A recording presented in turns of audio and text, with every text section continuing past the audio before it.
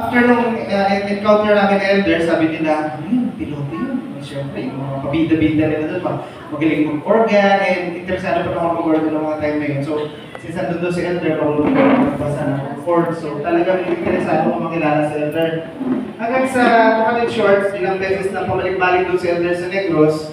And since ako yung youth na parang in-church doon sa simbahan, so ako lagi sundo sa kanya. Elder, saan ka na? Parang ganyan. Evangelist pa yun. Hanggang sa, yun na nga, dumating na yung panahon na ako yung sa Manila, daming congregation din dito sa Manila.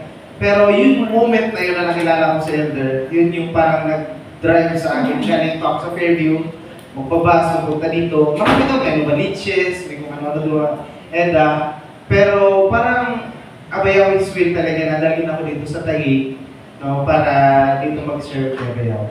So, hallelujah talaga na yung mga youth convention na yan, may mga pangyayari dyan na magdadala sa atin sa tamang landas. So, hallelujah. And ngayong hapon naman, ang ibibigay ko sa inyo is it's an encouragement, but more on a reminder para sa ating pong lahat. Parang paalala lang, gaya ng remember the Sabbath.